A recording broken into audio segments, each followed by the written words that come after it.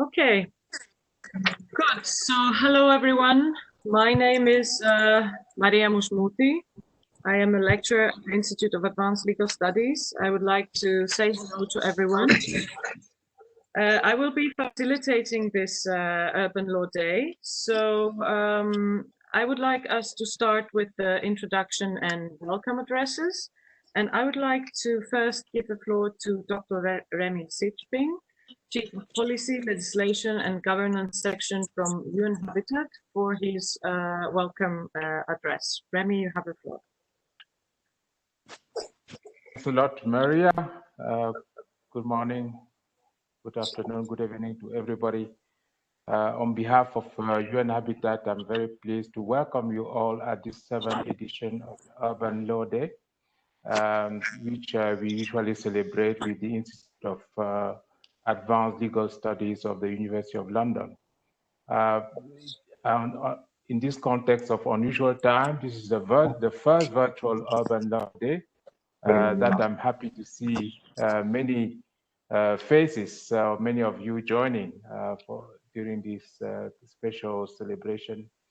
This Urban Law Day is one of the fruitful initiatives we have had in terms of building the partnership between ILS and UN Habitat, and we try through this Urban Law Day to bring together a diverse range of urban law stakeholders to address urban challenges by exchanging information, sharing knowledge, sharing what we have been doing, trying to identify relevant skill sets, particularly in the area of policy making, governance, and legislation. That will hopefully will all contribute to promote and harness better sustainable and inclusive urbanization. I would like to appreciate that UN Habitat and the Institute of Advanced Legal Studies have begun this initiative, for those who are not aware, since 2014, based on the shared appreciation of the relevance and importance of law and the importance as well of its effective implementation, which could benefit many many people. So it's very important that we keep this in mind.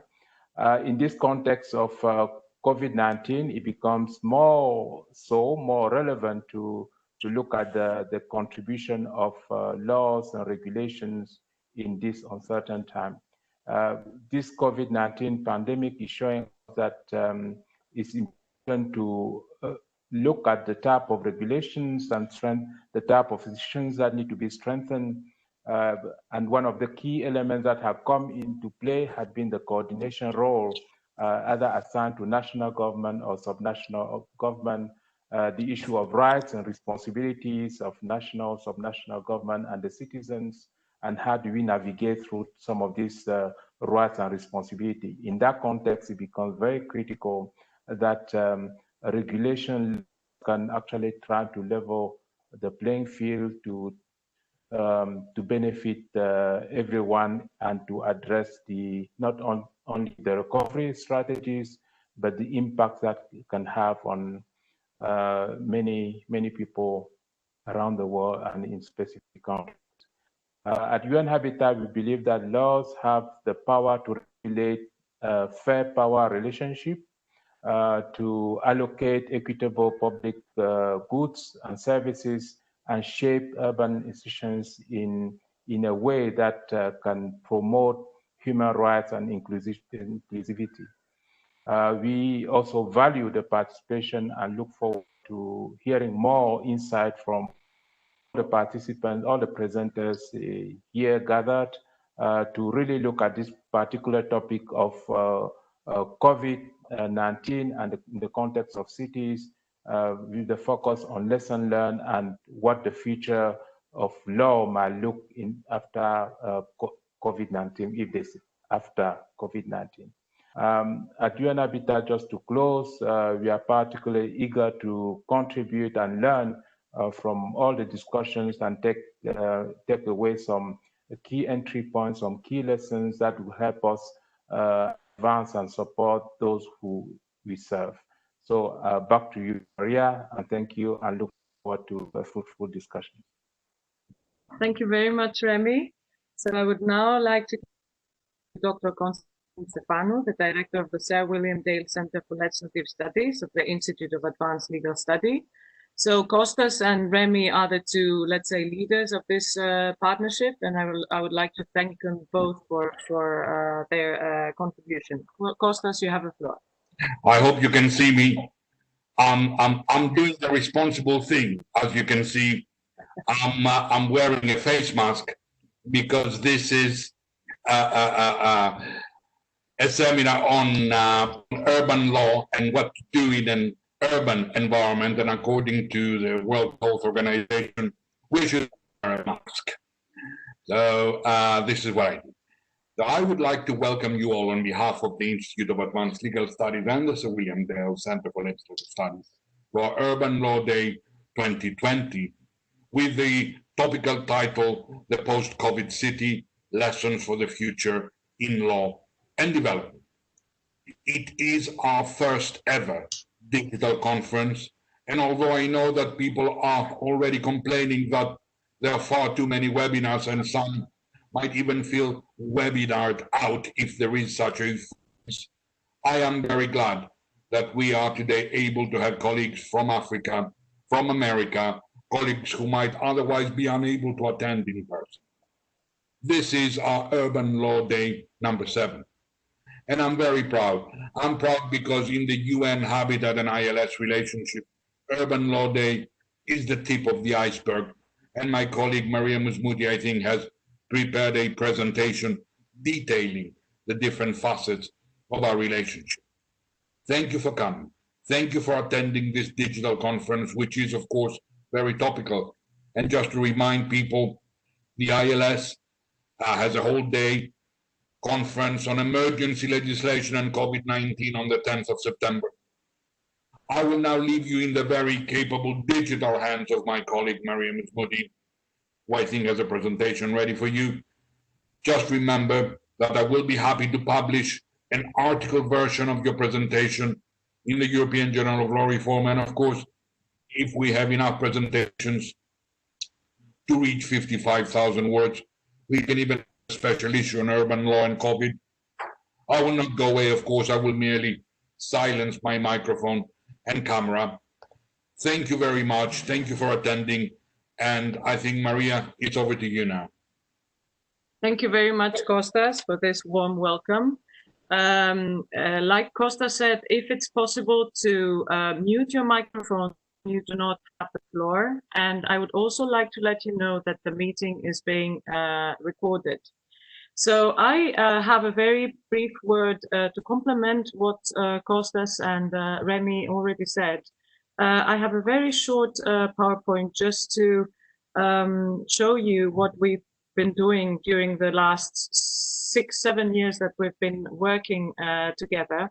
So I will try to talk you through this very, very quickly before I move on to the presenters and to actually presenting the presenters and then giving them the floor. So as both Remy and Kostas said, our partnership has been going on, started in 2013, 2014, and we consider this to be a good match, what you would call a good match. Why? Because we think that we are good in generating knowledge, and UN Habitat is very good at using knowledge to create impact. So it is this combination that we see as a driver for development, and we're very proud and very happy about that. So what we've done so far with the Sir William Dale Center for Legislative Studies and UN Habitat, we've organized 7 urban law days. We've organized 3 week-long capacity building seminars in which more than 60 experts from around the world and different continents participated.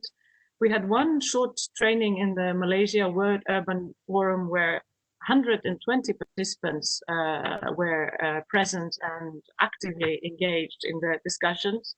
We've contributed in different ways to policy discussions around the Habitat 3 expert meetings, the World Urban Forum, etc. We've issued some thematic newsletters.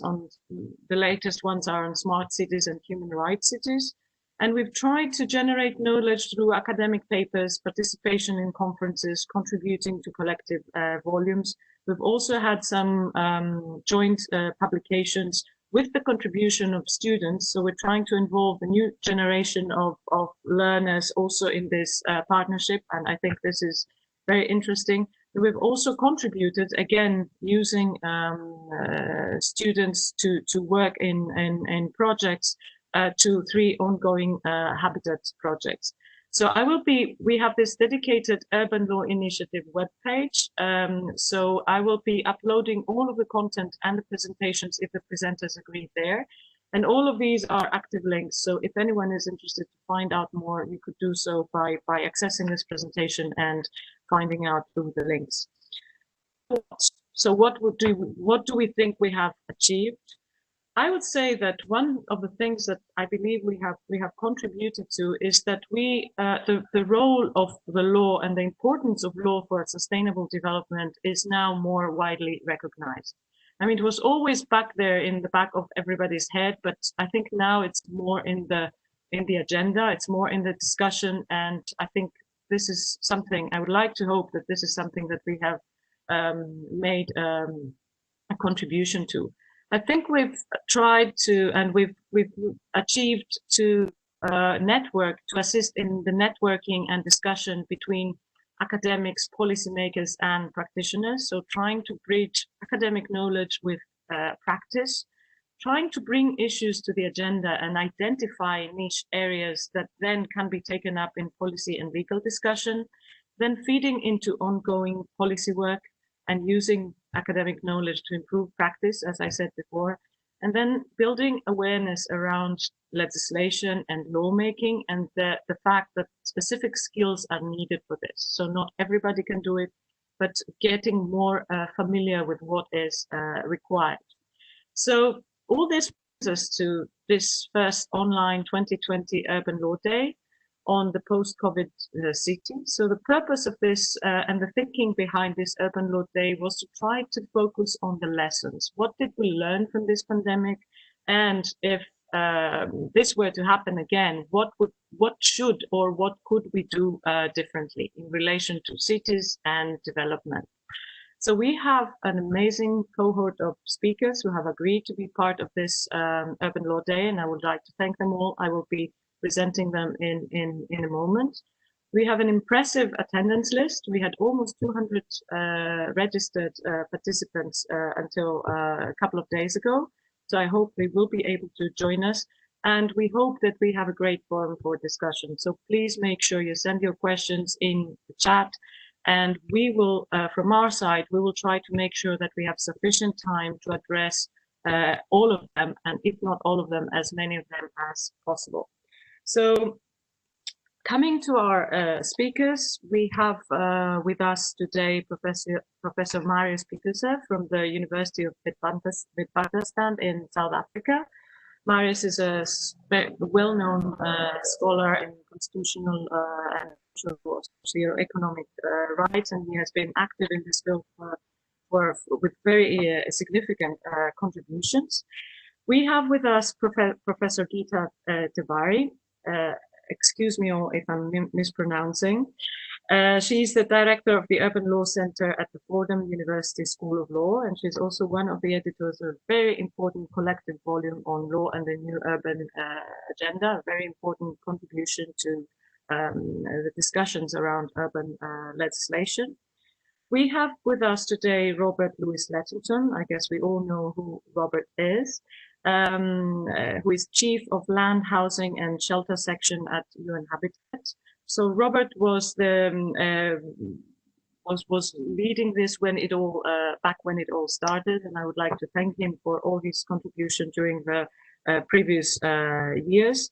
And we also have Dr. Anna Paula Pimentel-Walker, Assistant Professor of Urban and Regional Planning at the University of Michigan.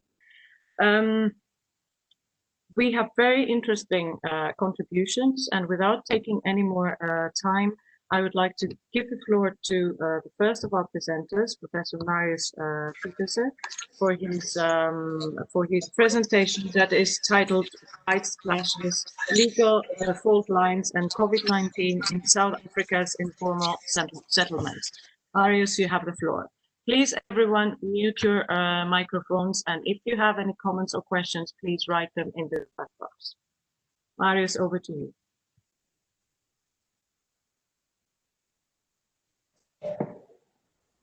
Thanks, Maria. I'm just checking that everyone can hear me.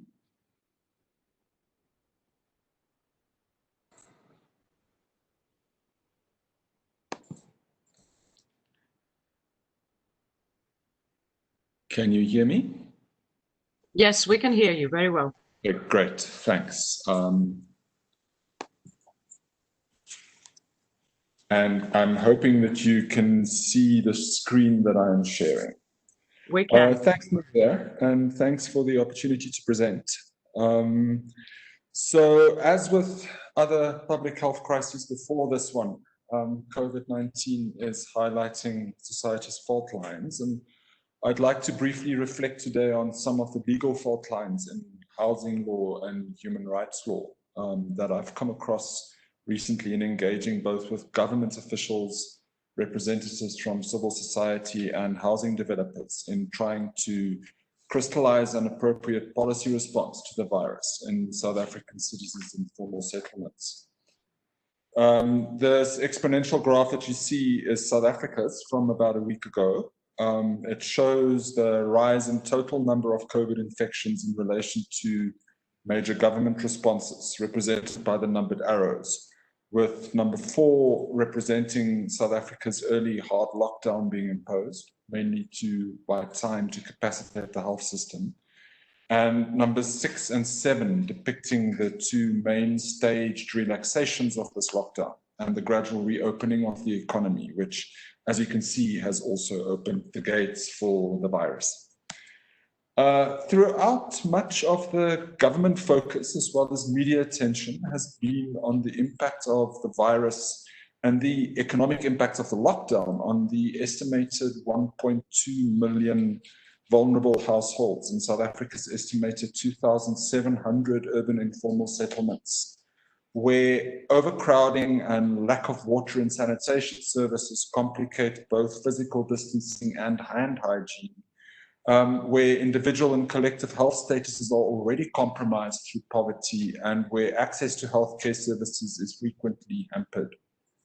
Clearly, human rights law and public health law both obliged government to target these settlements in its COVID response. The question was, and to some extent remains, how? Perhaps predictably, as elsewhere in the developing world, the knee-jerk government response has been a top-down intervention, partly involving a welcomed urgent rollout of water, sanitation, and hand-washing supply in communities that lacked access, but also partly involving a less welcomed commitment to the urgent de-densification of informal settlements and the relocation of some residents to temporary residential areas. Now, this was publicly justified and genuinely intended also by the Minister of Human Settlements, pictured on the slide here in her mask, as a measure aimed at advancing the right to health by reducing overcrowding and thereby vulnerability to disease. But it predictably raised the ire of housing rights advocates, with 14 civil society organizations swiftly releasing a joint statement expressing deep concern at the proposed measures, which it was feared would amount to eviction and removal of residents, thereby threatening livelihoods, networks, and access to amenities. And so, as elsewhere, it resulted in a fairly unhelpful standoff between the right to health and the right to housing, which has taken quite intense dialogue to resolve. Now, of course, crises are seldom as immediate as they seem. They tend to be constructed over many years by several forces, including policy and law. And the current public health crisis in informal settlements is no different. It is long-standing deficiencies in the content, implementation, and articulation between existing housing policies and laws that have both led informal settlements to pose the health hazard that they do, and have led governments to have to resort to fresh disaster management regulations to try and bridge and supplement the shortcomings of existing policies and laws.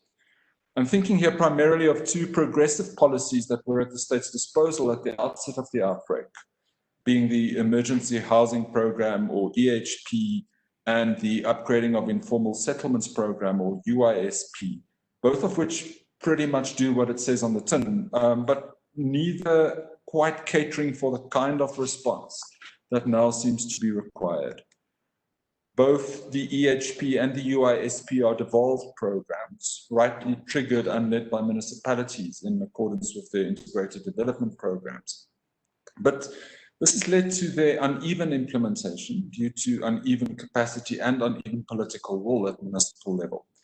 And it has rendered crisis response contingent on municipal cooperation, which, for the same reasons, couldn't always be counted upon.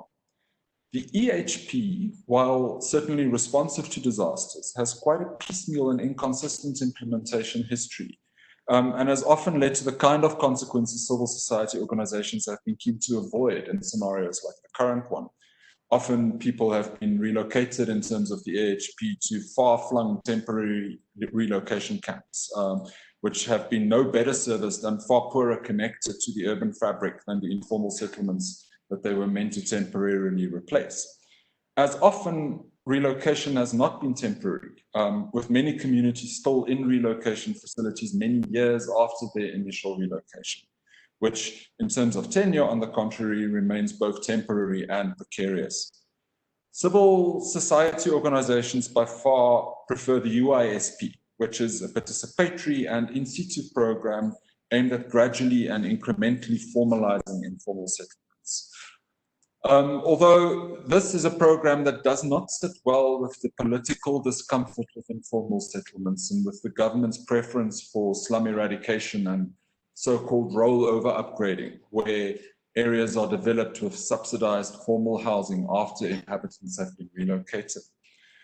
As a result, the UISP has never been well nested in the surrounding legal matrix. While spatial planning legislation allows for recognition of informal settlements and their integration into the surrounding urban fabric, the zoning and land use management bylaws of most municipalities do not optimally cater for in situ upgrading, which also goes against the logic of, for instance, engineering standards, building standards, environmental impact processes, and so on.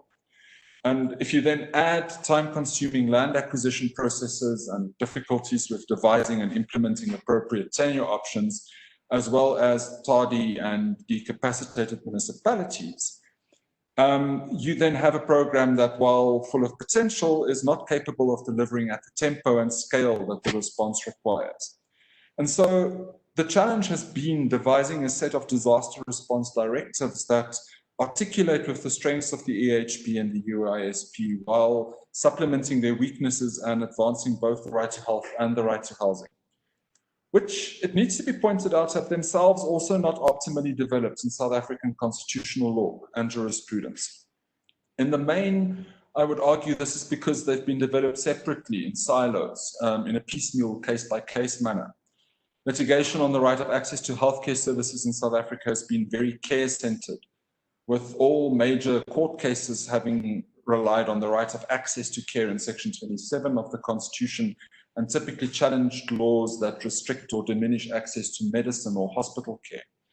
There's been almost no jurisprudential development of rights to environmental health and determinants of health, which ought to provide for better guidance for the balance of public health concerns against concerns associated not only with individual liberties, but also more collective rights, like the right to housing.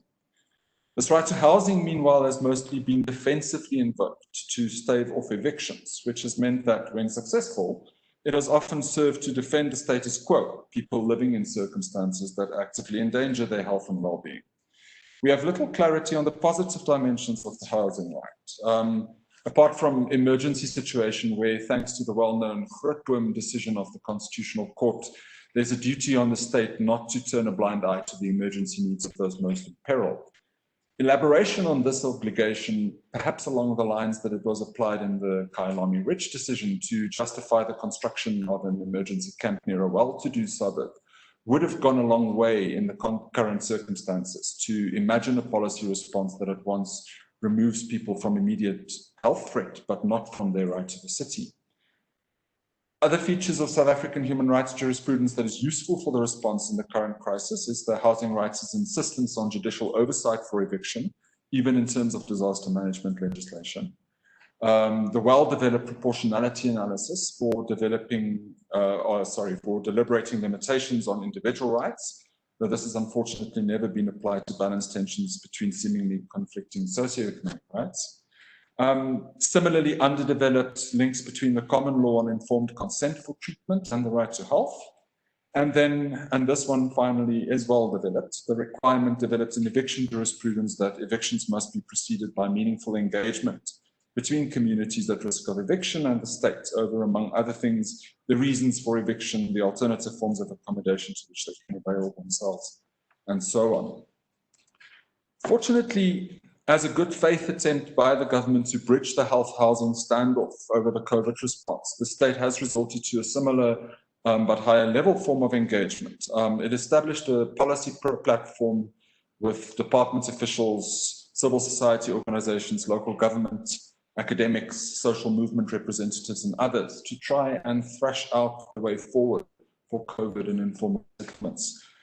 Through endless negotiation, reports, and bickering in weekly Zoom meetings, alongside an annoyingly active WhatsApp group and a Google group of information sharing, a compact was finally reached between government and civil society, in terms of which the initial de-densification drive has been significantly watered down, though not entirely extinguished, and it's been aligned more closely to the implementation of the EHP and the UISP. Since the beginning of the lockdown, there's been a strong and uncompromising prohibition on evictions, which, though getting municipalities to adhere to this ban has not been easy, with the minister now reportedly resorting to litigation after several instances of brutal evictions by the city of Cape Town. But the policy response over and above that has been to direct municipalities through Disaster Management Act directives to implement the EHP and the UISP. Quarantine and isolation of people who are ill with or exposed to COVID-19 is dealt with through a different set of regulations, through health regulations under the Disaster Management Act. Whereas for a number of vulnerable settlements, transitional residential areas have been constructed, but close by and on land earmarked for permanent housing. The department is then trying to establish through a process of deep community engagement, a process whereby people can self-identify whether their living conditions put them at risk of complications from COVID and apply to be moved to temporary residential areas, with preference then given to the most medically vulnerable people. It's too early to say whether this will work or will be sustained, but it's up and running, and at least it's a long way away from the blunt de-densification response that was initially feared. Of course, the far bigger challenge is to tie this response to a medium and a long-term program towards improving health and other conditions in informal settlements. But in this respect, it's at least encouraging that the COVID crisis has focused our attention on the legal and related shortcomings of the UISP's more sustainable and progressive implementation. Thank you. Thank you very much, Marius, for this informative and insightful presentation. I would now like to please, anyone, if you have questions for Marius, we will be addressing all the questions at the end during the Q&A session. So please write your questions in the chat. If you want to address them to a specific speaker, please make sure you indicate which one. So thank you very much for this. And I would now like to invite Professor Geeta Tiwari to present on equal pay as a human right, a closer look at New York City human rights law after COVID-19.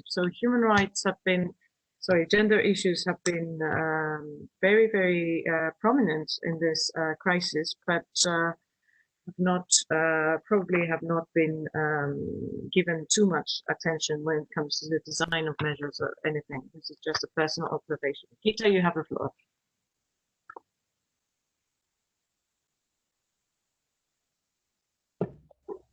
Okay, thank you so much, Maria. And thank you so much to UN Habitat and the Policy, Legislation, and Governance section of the Urban Practices Division for the invitation to participate in this discussion today.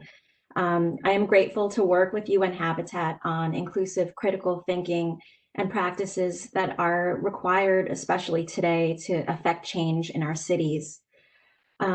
Today, I will be discussing the beginning stages of my research on New York City's 2017 implemented salary history ban for job interviews and what this means in this time of crisis for New York City. I will begin with frankness for how this research developed, and then an overview of New York City's current situation in relation to the pandemic and the racial justice movement. Next, I will discuss the United States law and policy in relation to pay equity at the federal level, and then specifically at the New York City level, explaining specifically the purpose of New York City Human Rights Law number 67, which bans interview questions related to past salary.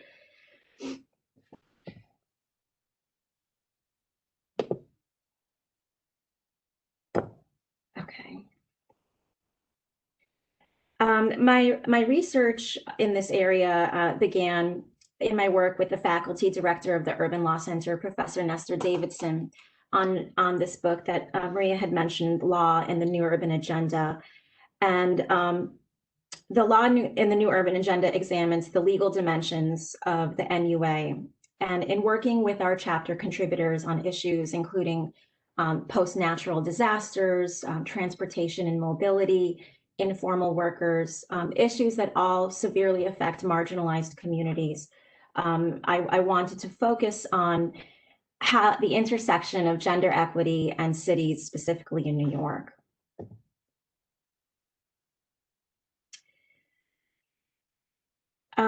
So the most recent data shows that New York City accounts for approximately 22,000 of New York State's 31,000 deaths, and about 222,000 of the state's 400,000 confirmed cases of the virus.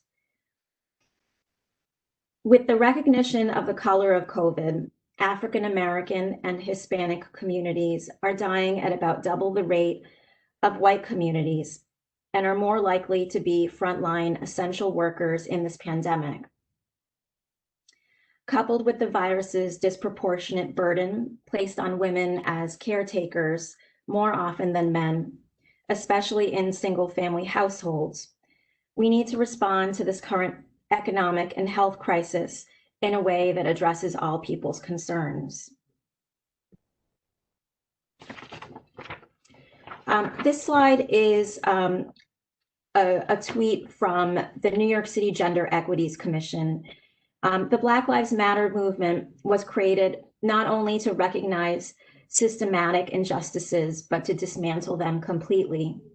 The New York City Gender Equity Commission has promoted participation in the census by all marginalized groups, citing that money is better allocated for education, housing, transportation, and healthcare with this data.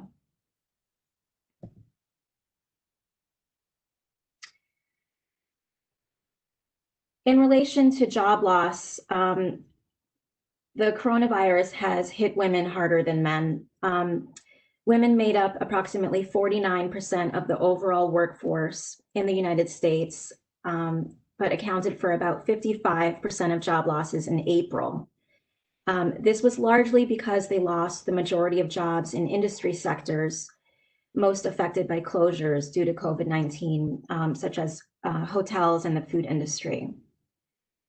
Women of color were hurt significantly harder. For Black women, the unemployment rate increased from approximately 7% to about 16%. And for Latina women, it was from 4% to 20%. By comparison, the unemployment rate for white men went from approximately 3% to 12%. In June, according to the Bureau of Labor Statistics in the United States, the rate of unemployment has improved. For most Caucasian men, it's now at about 10%. And for the Black population, it's gone down 1 point to 15, and for the Hispanic population to 14. Within New York City, the unemployment rate overall is it varies between 15 and 18% right now. While both women and men are suffering the economic fallout of the virus across the world, it is women already more likely to be in poverty than men, and already more likely to be earning a smaller paycheck with less savings, and more likely to be in precarious jobs, who are being disproportionately burdened by the pandemic. Specifically, unpaid labor, cooking, cleaning, caretaking, predominantly still falls on women throughout the world. The global average is that women participate in the unpaid labor about 3 times more than men, and in some countries it's up to 7 times more. And these figures are only going to unfortunately get worse in the next few years with the economic and health crisis. So how does the law apply to this situation? So the federal law, the Equal Pay Act of 1963, was a step in the right direction. Employers were prohibited from discriminating based on sex. They could base their decision on anything other than sex.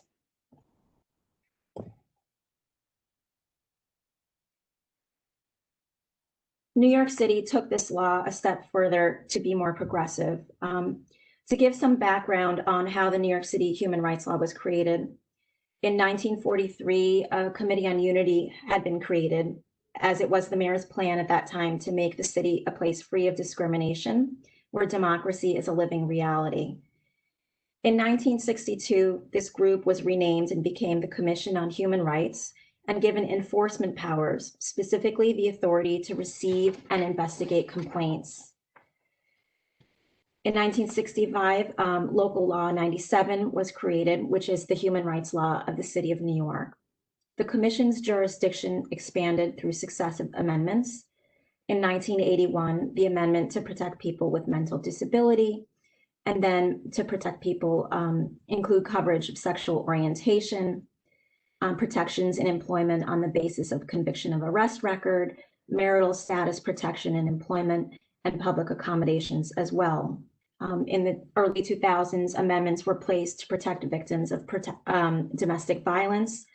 And most recently in 2019, just before the racial justice movement, prohibiting the targeting of people based on their hair or hairstyle at work, school, or in public places will now be considered racial discrimination. The change in this law applies to anyone in New York City, but is aimed at remedying the disparate treatment of Black people.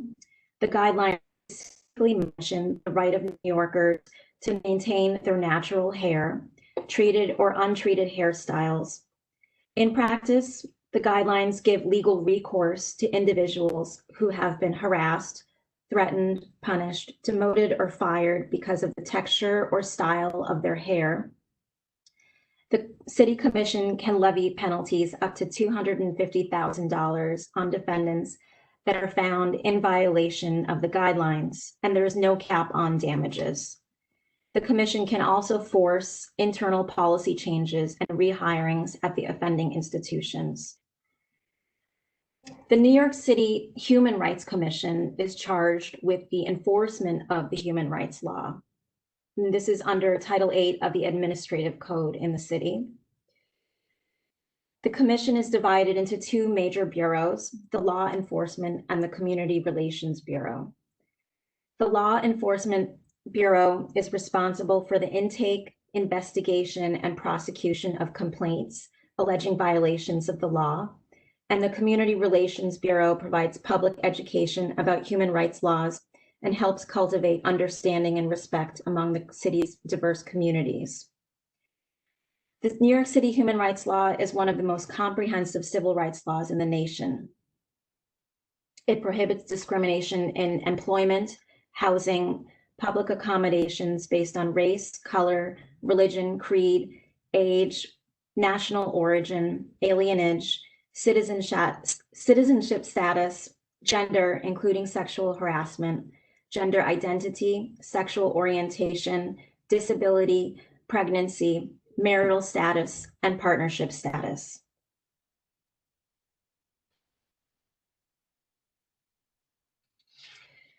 So New York City's salary history ban paved the way before New York State to provide the salary history ban, which prohibits employers from asking about salary history during the hiring process. This city law is an example of instances where cities lead and states follow. It is imperative for cities to hold their own legal binding authority to create and execute laws and policy for the benefit of their residents.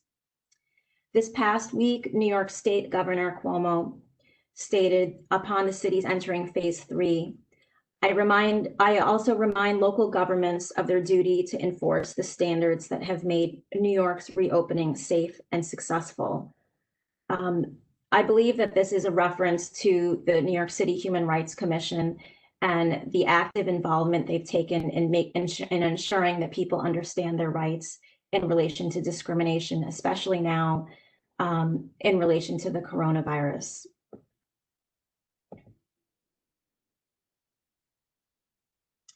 And here is an image from the Commission's website about the salary history ban. Why is this law so important, especially today? Pay inequity continues to plague the United States. The virus will only exacerbate this issue. The most recent Census Bureau indicates that American women still earn an average of 80 cents for each dollar earned by men. And a recent article by scholar Orly Lobel on reversing information flows and the future of pay equity, published this past April, states that the goal to correct disparity lies in 3 ways. First, inducing more information about salaries, including protecting employees who exchange information. Second, reducing information that reflects existing biases by preventing employers from relying on or asking about salary histories of new hires. And 3, requiring broader explanatory information from employers about pay disparity. This New York City law applies to the second part of this approach of achieving pay equity, because removing information such as previous salary will prevent assumptions that facilitate the pay gap, which may only get wider as women need to take a break from the workforce in order to provide childcare or other forms of management of their household.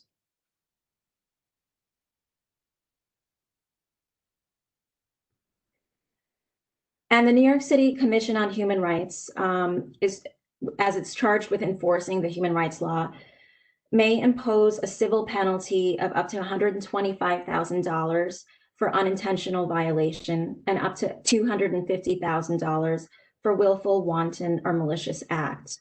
An individual may also bring a civil lawsuit for violations of law. The challenge is finding ways to regulate and enforce this law, ensuring that people feel comfortable and safe to come forward. In addition to the Human Rights Commission, New York City has a Gender Equity Commission.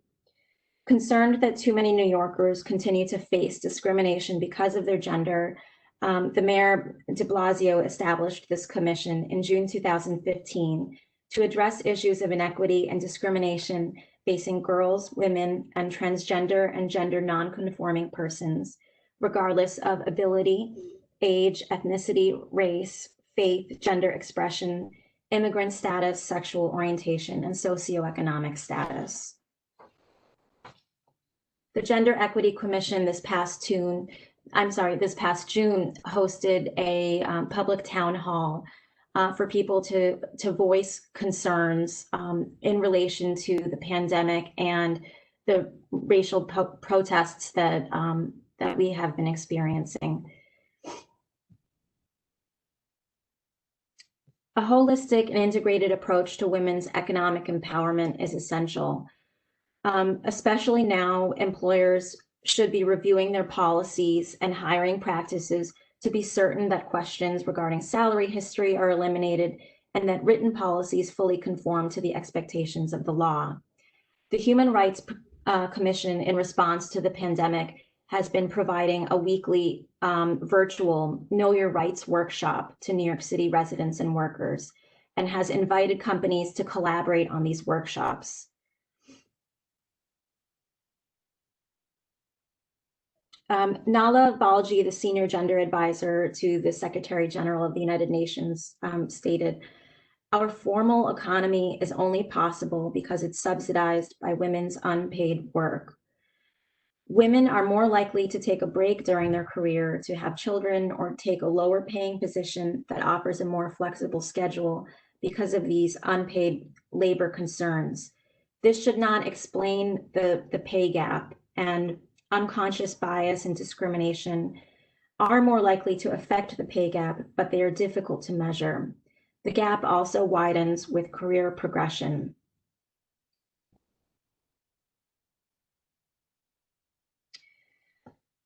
In response to these issues, and in connection with the New Urban Agenda and the Sustainable Development Goals, New York City in July 2018 issued a Global Vision Urban Action Plan to adopt the UN's Sustainable Development Goals and the resolutions, noting that it is an ambitious goal for sustainable, resilient cities by 2030. Excuse me, Gita, can you please in 2-3 Oh, minutes? sure.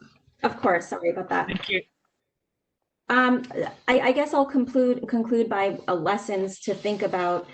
New York City has these wonderful, ideal, and progressive laws, but we have to think concretely about how, as a city, we can make sure that they are being enforced and that the people of the city are aware of the laws. Thank you so much. Thank you very, very much for this, Gita. Apologies if I cut you short. So from socioeconomic inequalities and their impact on informal settlements and their response to the COVID that was behind Maria's presentation, now we moved on to gender and racial and ethnic origin inequalities and others related to similar features. So now we move on to Robert Bruce Lexington and post-COVID prospects for the right to adequate housing. So Robert, over to you.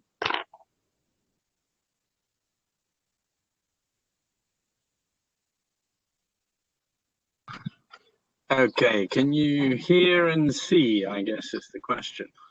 We can both see. If you want to make the screen, yeah, perfect. I think that's the first time I've ever got this right in one of these meetings so far, so I'm quite impressed with my developing skill. Perfect. You have 15 minutes, Robert. All right, I will try and get to the point. I mean, first, thank you to you and Anne and to Costas and Isles and Remy for inviting me back. I thought that once I had defected from the legislation unit, I would be cast out into the void, but luckily you have found a way to squeeze me back in. My first slide, for those who aren't aware, is my longing for the return to the office and a normal life. Although, as you may notice, it looks far more attractive and there are no people in the office. So perhaps it is more aesthetically pleasing during the lockdown, but not necessarily as practical. So what I wanted to do was to look at the various established components of the right to adequate housing, and the work that Habitat has been currently doing with a wide group of partners on looking at what's going on around the world, and then beginning to look at what the longer term implications of some of these issues may be, obviously within the legal framework. So first, the right to adequate housing, as it's recognized by the Human Rights Council, consists of a number of elements, and these broadly split into two halves. One is typical to many human rights frameworks. One is the question of freedoms. So there are several elements here. protection against forced evictions, the kind of more commonly understood sense of privacy and the right to protection of the home, and then the freedom to be able to determine where you live. So looking at each of these in turn, if I can get it to go to the next, yeah, there we go. So particularly on forced evictions, the picture is a recent eviction from Nairobi. This kicked off in around March and is part of a series of evictions that have been going on and demolitions, which, believe it or not, this episode you're watching is protecting our collective public health. The reason is the justification is the extension of a water and sanitation project. It was planned from prior to COVID hitting, but the importance of carrying it through has been highlighted now. So I would say as Habitat overall, we don't believe that we've really witnessed a particular increase in evictions or relocations during the crisis. And we're also very positive to see that a lot of countries have introduced protections. Some of those are very firmly legally entrenched. As Marius mentioned, there's a pretty clear legal provision in South Africa, which provides a fairly blanket protection. It allows, as I understand it, Marius will correct me if I'm wrong, it allows a certain proportion of eviction process to go forward, but it doesn't allow for the actual orders to be implemented. So this leads to one of our concerns, which is what happens post-COVID. It's been recently highlighted in the US as well that a lot of processes are now backing up in the system. A number of orders that may have been issued but cannot be implemented. So there is some fear in a number of countries that we may suddenly see a rush of evictions come forward once the emergency restrictions are lifted. Similarly, we are also witnessing a number of cases where COVID is used as the justification for an eviction or relocation. I always find it quite curious that urban planning really had its origins in public health. The idea of various infectious diseases and the air quality and things like that led to a lot of the early 19th century, late 18th century initiatives in urban planning. But that kind of got forgotten a lot of the way along the way, and it's not that often that you will really see much in the planning laws referring to public health these days. But obviously with the current crisis, that's absolutely come back with a vengeance. And it's frequently quoted as a justification for de-densification, for complete removal and relocation of neighborhoods and all sorts of other interventions. So the shifting of what is a legitimate public purpose may have a significant impact on the volumes of evictions that we see going forward. Of course, some countries, the court system is quite used to testing what is the legitimacy of a public purpose. Not only is the stated public purpose reasonable, but also is that actually why the government is taking the action it is and why it's taking it now. But other countries, they're not quite so strong on that, and there may be some specific issues that we think will arise going forward. So we're quite worried that so far, not too bad on the eviction front, but definitely some significant risks to be worried about going forward. The right to be free from interference. The question for those, well, I mean, I suppose most people here will be familiar with the basic concepts of proportionality in whatever field it's applied to. Is what the government is proposing to do, is it reasonable the way they propose to go about it? Is that reasonable compared to the purpose that they're trying to achieve? The balance on this has shifted quite dramatically. Governments are now able to intervene at a much more dramatic level than they could 6 months ago. In many cases with perfectly good reasons. But what is the framework within that's occurring? And the question will be, can we bounce back to the pre-emergency situation afterwards, or are governments going to try to hang on to this increased scope of power and authority? which, as we know in all instances, whether it may be at national level or at local level, if you have problems with an accountability of your government and they get this kind of increase in arbitrary power, that can present a real challenge. We're also witnessing a number of issues in the blurring of civil and criminal jurisdictions, for want of a better term.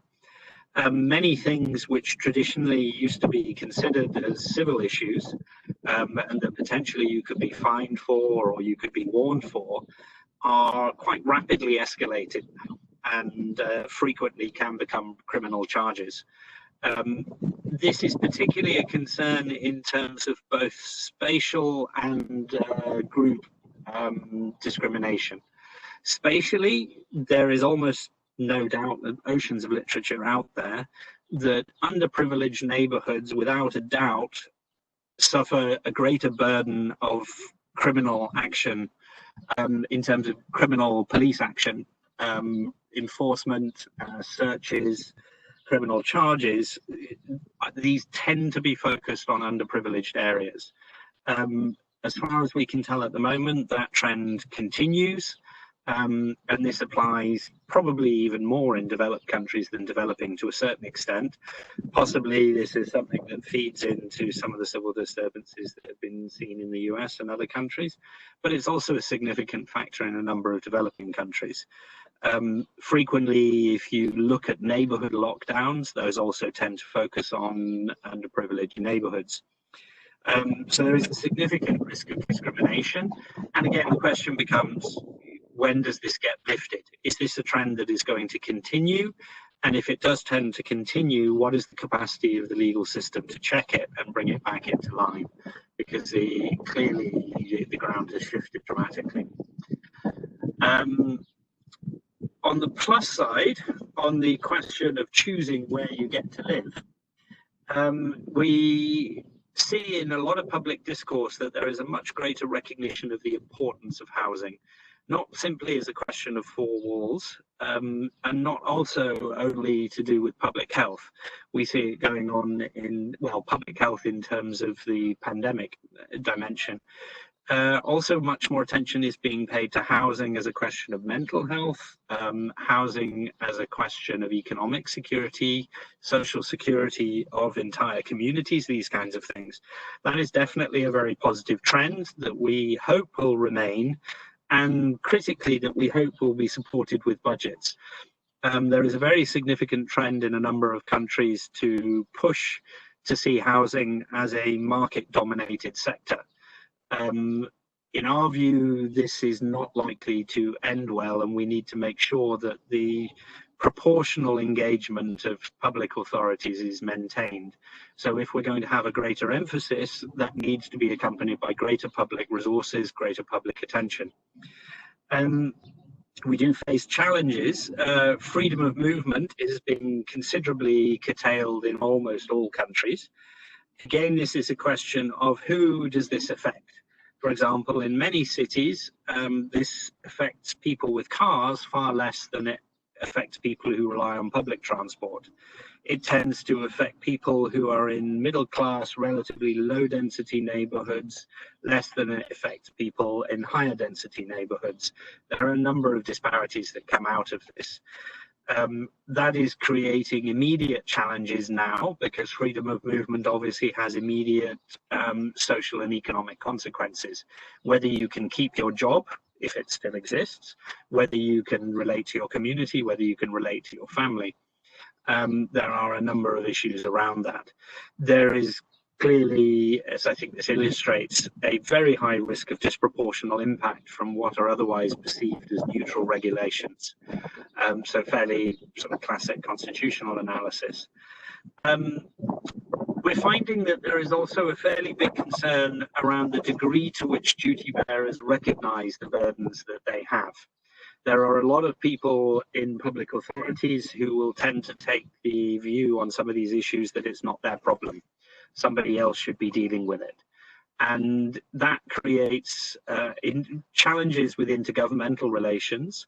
What should the national government be doing? What should the local government be doing? but also in a global environment of relatively scarce budgets, it puts particular pressure on local governments because they will say we're simply not capable of providing a lot of the services that are being focused on. For example, in the UK, a lot of the social care burden is seen to be a local government concern, and that has come front and centre in terms of public health recently at a time when local authorities don't have any spare resources at all. There is also a question of what are the implications going to be for urban planning and the access to housing issues, the availability of housing. There have been considerable debates around, oh my goodness, more people in one place is a problem for COVID, so therefore we need to de-densify. What Habitat has been keen to point out is that the principal challenge is not really one of density, it's one of overcrowding. And that might seem like semantics, but at a practical level, it really isn't. Because if we push towards de-densification across the board as an attempt to address overcrowding, we are likely to fail to address the overcrowding priority and are likely to create an awful lot of other unforeseen negative outcomes.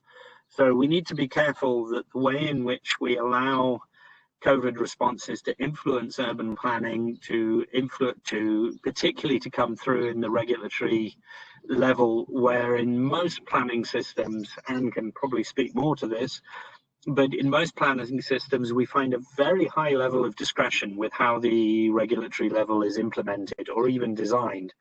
And in this kind of situation, do we face a lot of knee-jerk reactions because the primary legislation doesn't create adequate checks and balances to manage that? Then looking on the side of entitlements, so as opposed to the things that the government shouldn't stop you from doing, the things that the government ought to be actively providing or protecting. So a few of these again. Okay, so on the security of tenure, I would highlight definitely as a positive, we are witnessing that the increased level of immediate term protection for security of tenure is definitely a positive thing, particularly because the way that a lot of the eviction measures have been implemented is they don't discriminate against tenure type. So, you know, at a basic level, whether you are a tenant or an owner is not particularly faced as a challenge, but at a more sophisticated level, the type of tenancy, the type of occupancy you have is not generally held against you. So a general occupant can take as much advantage of an eviction protection as other types. That's not always the case, but it is in some cases. However, looking at some of the other negative dimensions, there are quite a lot of short-term risks, particularly for what one might describe as the now increasingly popular term of the precariat. Those who don't really have a regular job, particularly in poorer countries, a lot of the day or hourly labor group, those who have informal agreements for their accommodation. A lot of people don't have leasehold protections. They don't have any kind of formal structures around them. In many cases, their houses may not even actually exist on maps and plans.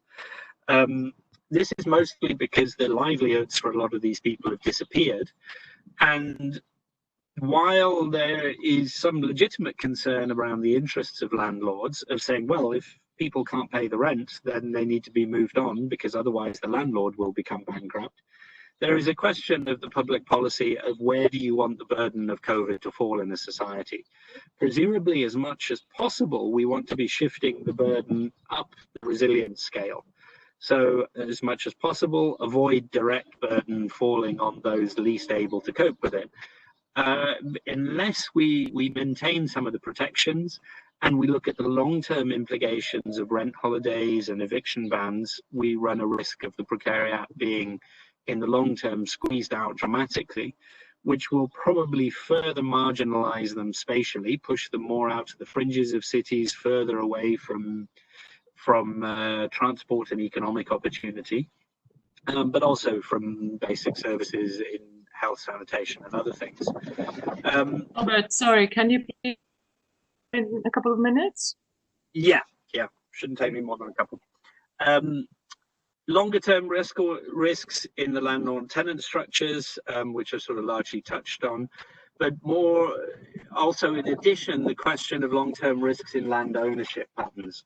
The fact that a lot of people who are relatively small scale or marginal landholders and have debt associated with that may not be able to maintain that ownership and control, and therefore we may see increased consolidation and concentration of land ownership in urban areas, which tends to also be an excluding factor. On the positive side, greater recognition of public health and the role of housing, which may allow us to start looking at housing as less exclusively a financial and a property-based issue, and may create more space for the social dimension. I now have to switch this along. Restitution, this is more about IDPs and refugees who have moved on and are returning. We don't have very good information on this at the moment. We know that IDPs and refugees face disproportionate impact where they are now.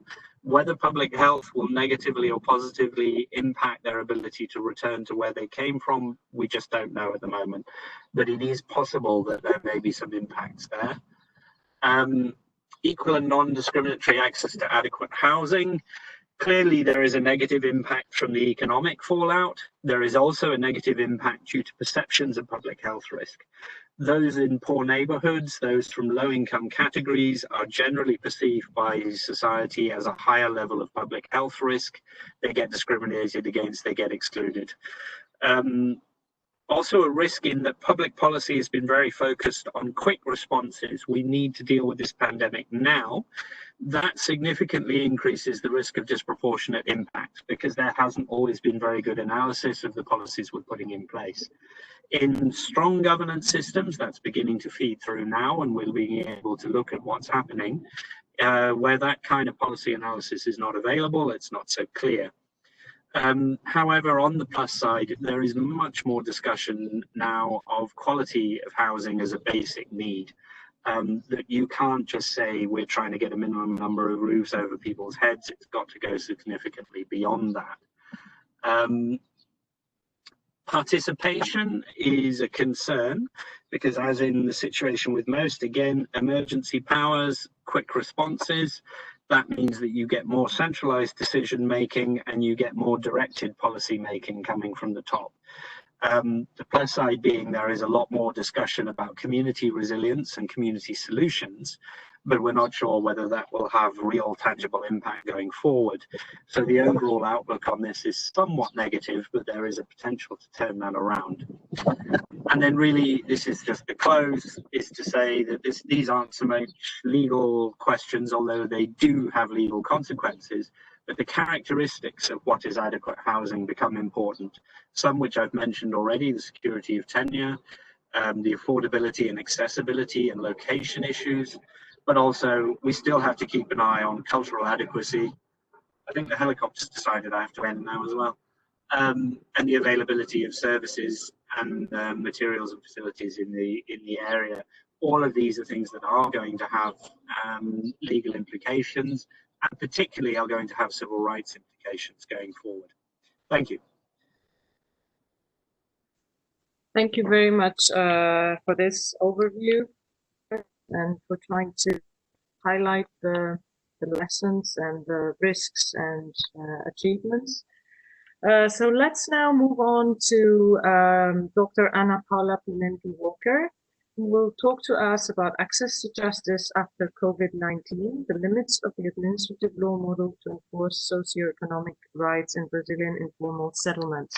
A reminder to everyone, please share your questions in the chat, and once we address this first round of questions, then we will have another one. But please make sure that you send your questions and you also name the presenter to which they are addressed, or to all of them. So Anna, you have the floor. Thank you so much for inviting me. I am very glad to be here.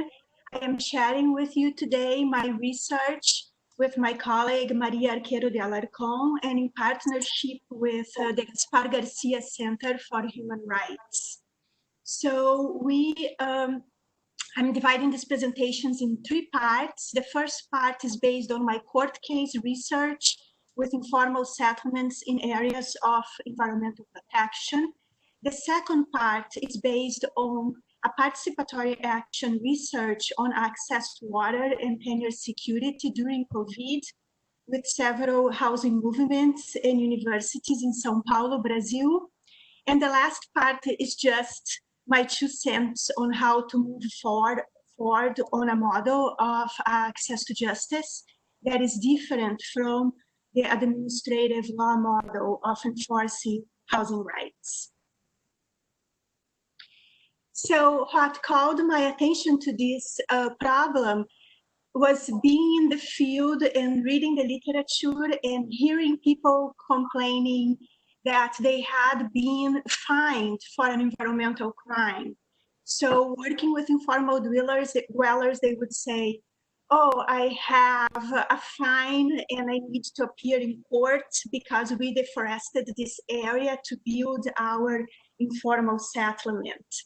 And then is when I started seeing a dual discourse on young informal settlements, deforesting the city, depleting the Atlantic forest in São Paulo, or polluting the waterways.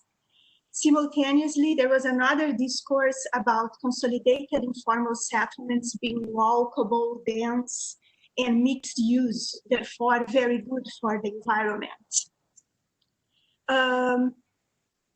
The idea that how these issues, the right to adequate housing and the right to environmental protection, played out in the courts. So we were researching basically the judicialization of this planning issue of the right to housing in informal settlements and environmental protection. So our idea of studying court cases and specializing court cases was to understand the location of conflict in the city according to enabling legislations for the right to housing, such as special zones special zones for the right to housing that secure tenure for favelas and young land occupations, versus areas of permanent preservation in the city to preserve water and water bodies and the forest. So is there a judicialization of the planning process? And how does the judiciary manage these disputes between the right to housing and the right to a health environment in São Paulo informal settlements? And what were the most prevalent issues of access to justice for the informal settlements that had been threatened by eviction through these lawsuits? So here is a map of the informal settlements in São Paulo. Data from June 24 demonstrates that there is a great overlap between the people that self-declare brown and black and those that live in informal settlements and death by COVID-19. So 3 districts with the most deaths are also the ones with the most informal settlements in the city. How did our research took place? We researched the Court of Appeals of São Paulo, all the cases between 2013 and 2016 that had informal settlements in areas of environmental protection. We, after consulting the Court of Appeals database, we got to an end of 36 cases, which we photocopy in their entirety and mapped to understand the consequences. So this number doesn't represent the number of conflicts because we couldn't have access to the first level, the first district courts or the administrative court cases in these issues, but it gives an idea of what kind of cases go to the second level of appeals in the state of São Paulo. The actors on these lawsuits are the public prosecutor, who has a mandate to enforce collective and diffuse rights, and the Public Defender's Office, which was created in 2006 in São Paulo, and their mandate is to advocate for informal dwellers, for their right to housing since 2006. So here is a table of our most common defendants.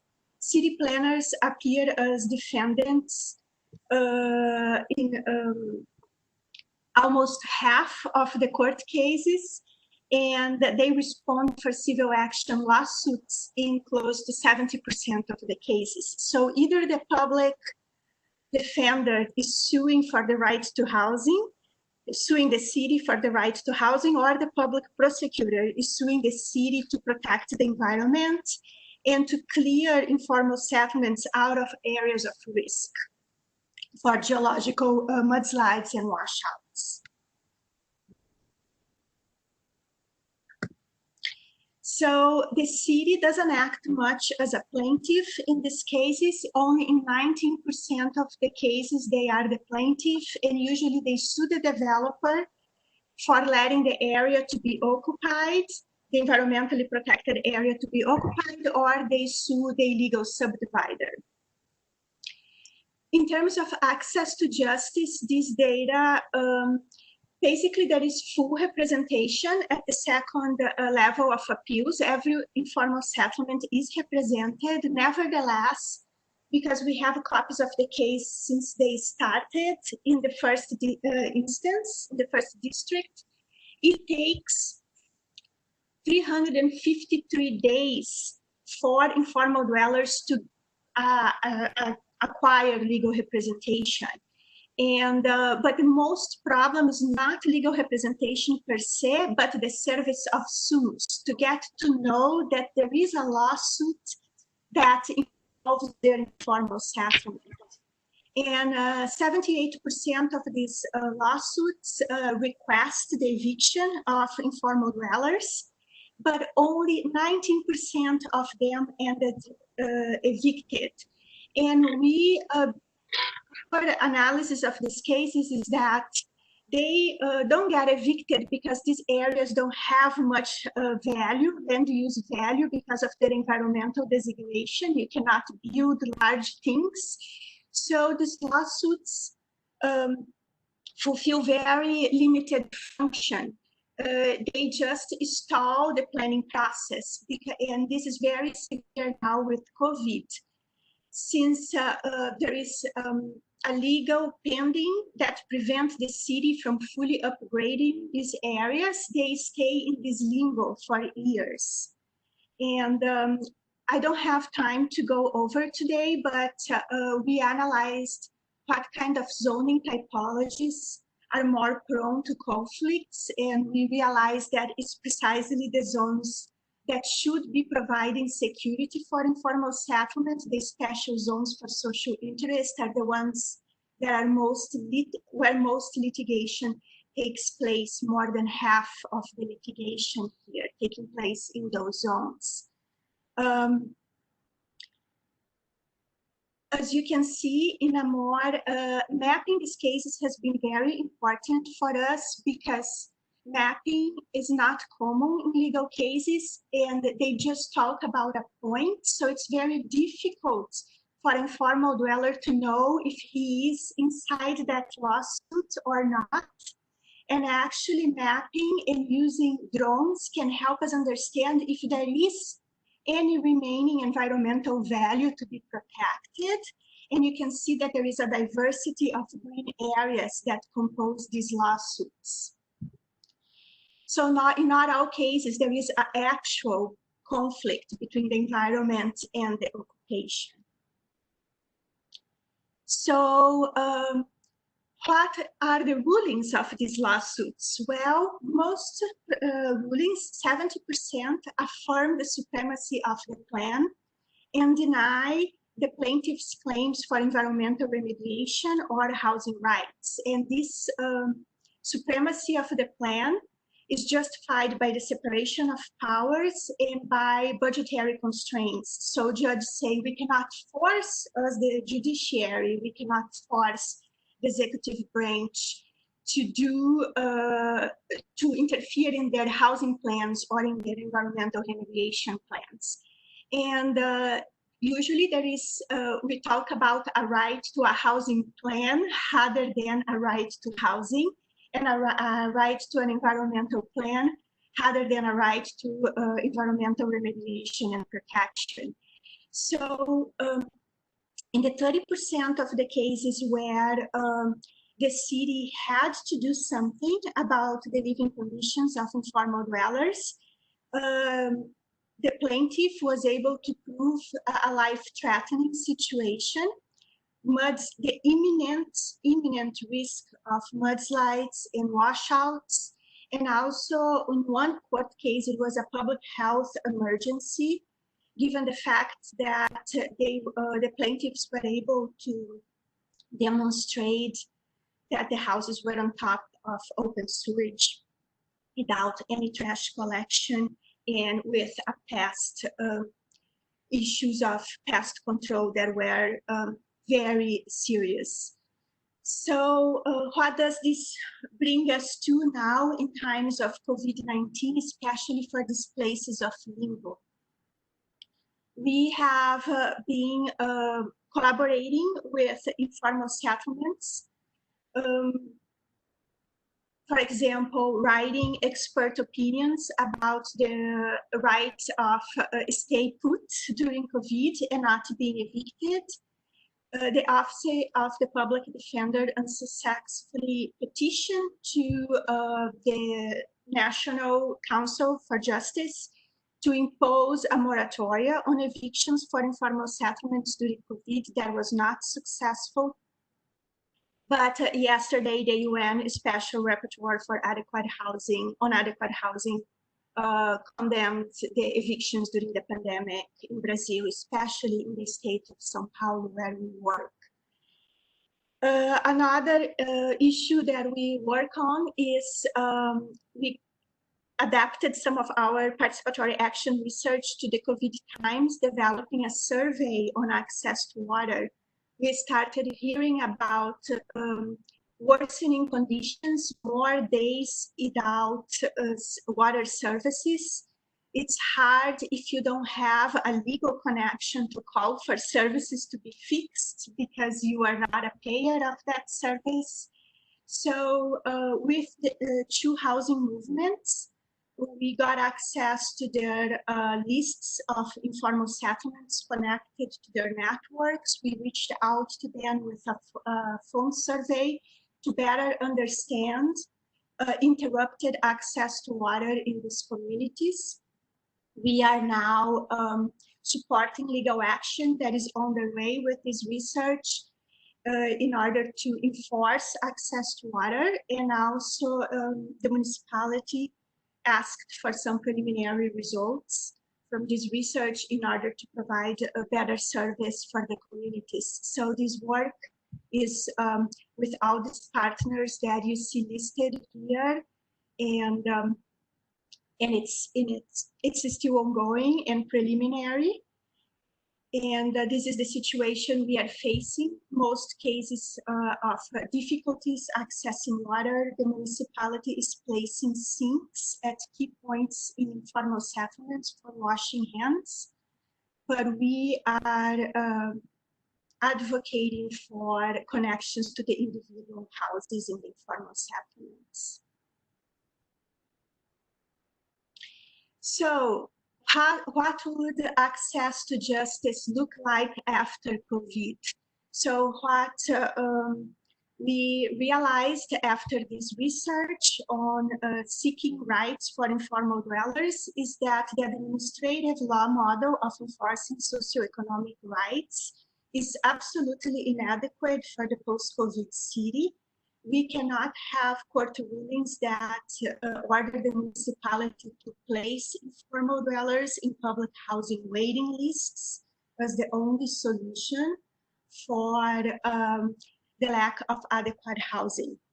So this public emergency must broaden the way administrators, lawmakers, and judges conceptualize and implement the right to life and human dignity in informal settlements. So we are hoping that if the courts are more reluctant to enforce the right to adequate housing, that they will see some basic issues of sewage, drainage, and water access as issues of the right to life that they seem to be more likely to enforce.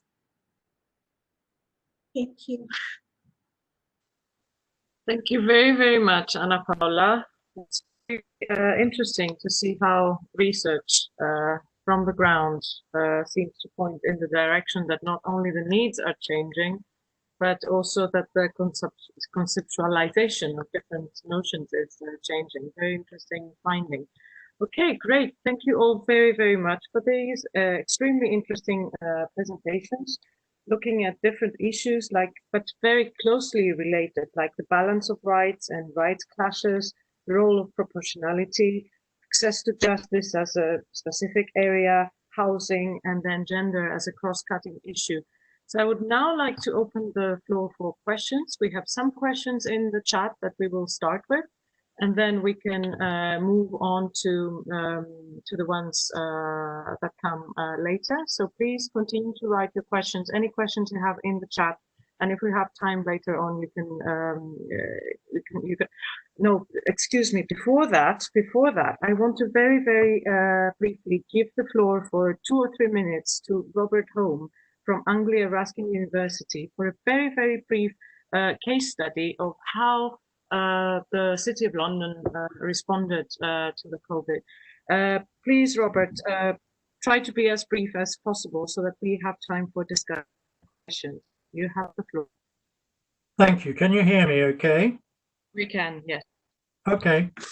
I'm just going to make 3 points. And by introduction, I suggested that post-COVID London should have a window in this event because, of course, the Urban Law Day has always taken place in legal studies in London. And there's some quite interesting developments going on. I just want to say 3 things, basically. The first is the relationship between central and inner London and outer London. The polls of opinion say people don't want to go back to how it was before. They've got used to staying at home, not having to commute. They're afraid of going into crowded public transport, and the public transport is operating at half of what it was before. And they don't want to go into elevators and lifts that are like a breeding ground for the virus. So this is happening already. And what it has implications for real estate. One is that offices in the central area may be underoccupied and may be given up.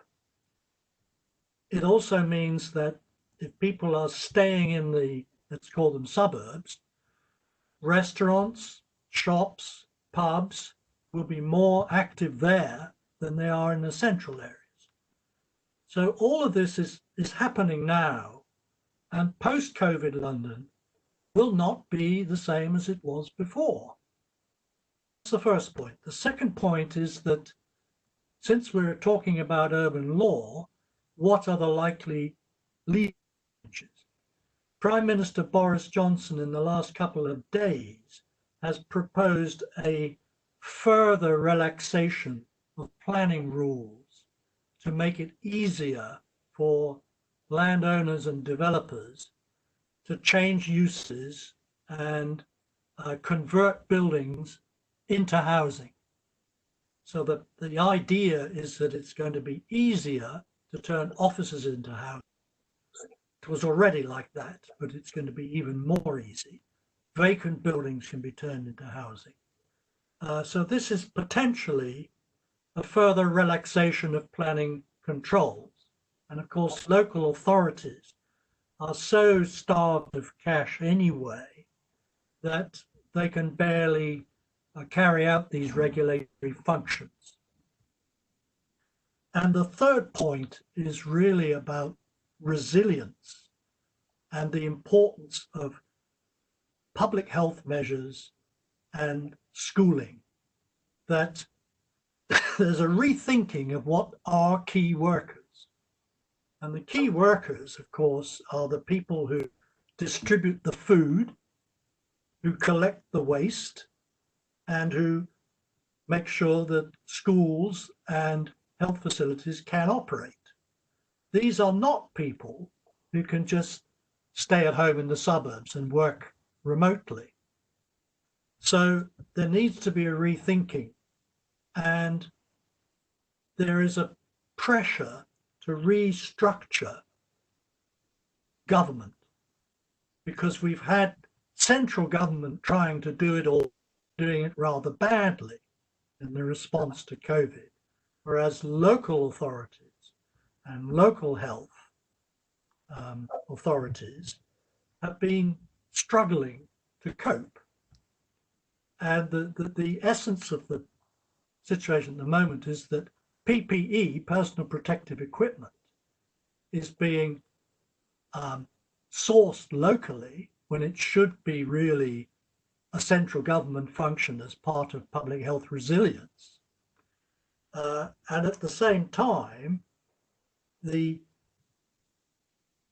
provision of certain things can't be easily done at central level. So there's a push, which also spills over into the provision of social housing, a push to get local powers back. Whether this will translate into legislation with our present government, I'm not sure, but there's a lot of very active debate going on remotely at the moment. Those are my 3 points: real estate change, planning change, and governance change, which feeds into several of your previous presentations. That's my main contribution. Thank you very much. That indeed complemented what has already been discussed.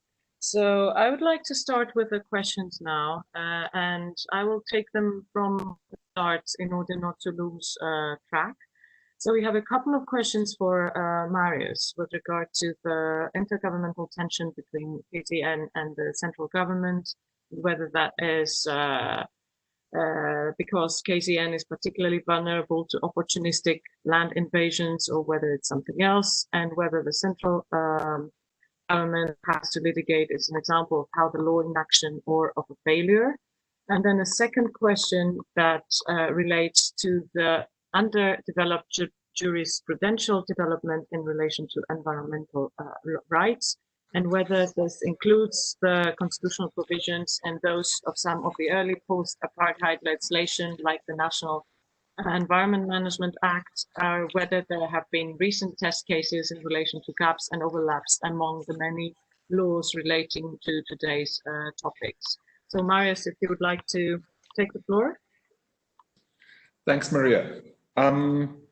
There has been different kinds of intergovernmental tensions between KZN and the national government. The litigation that's being threatened is not in relation to KZN, it's in relation to the city of Cape Town not adhering to the national prohibition on evictions. The city has kept evicting people and demolishing homes even after the minister flew down to negotiate with the mayor. It's the first time we have a case of a national government trying to get a city to toe the line in relation to human rights standards. So from an academic perspective, I'm very excited, though I suppose politically it's a disaster. But in KZN, from the beginning, municipalities have been quite unhappy with the top-down imposition of the whole de-densification initiative as it unrolled initially. My sense was, although I'm speculating here, that the KZN government was at the time negotiating tensions between the Durban municipality and the social movement called the Abahlali in Jondolo in relation to evictions that were carrying on, and they had just managed to negotiate a truce in terms of which there wouldn't be any further evictions or relocations when the national directive came through that there was going to be relocations. And so KZN had to defy the national directive and issue a press statement that they wouldn't be relocating because they didn't want to be seen to be going back on their promises. So it's all been very behind the scenes politics.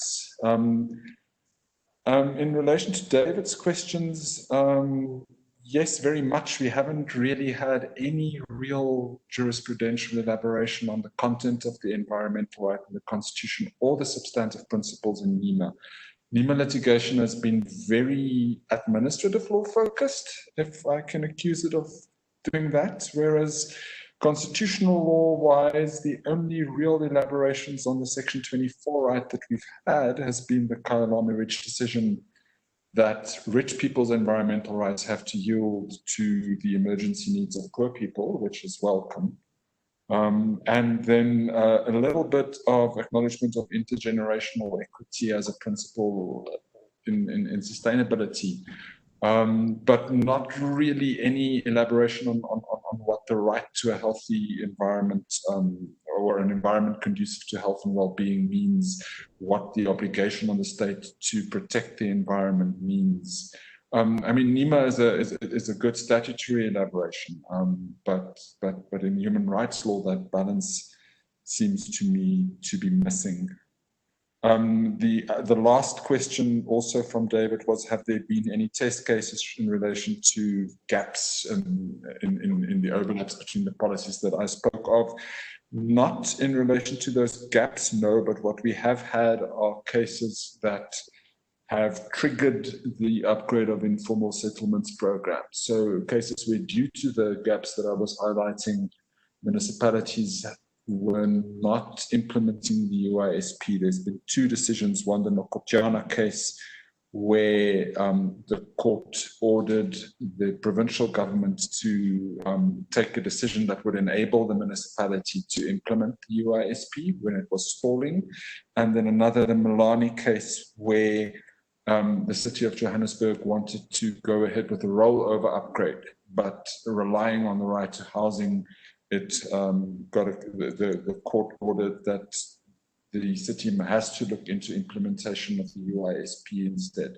So we've had those, but not in relation to the substantive gaps. Thank you. Thank you very much, Marius.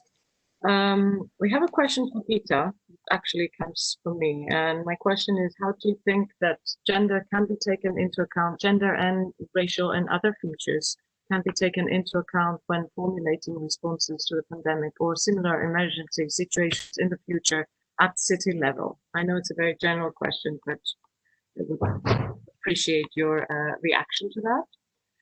Peter? Sorry, my screen is freezing. Hello?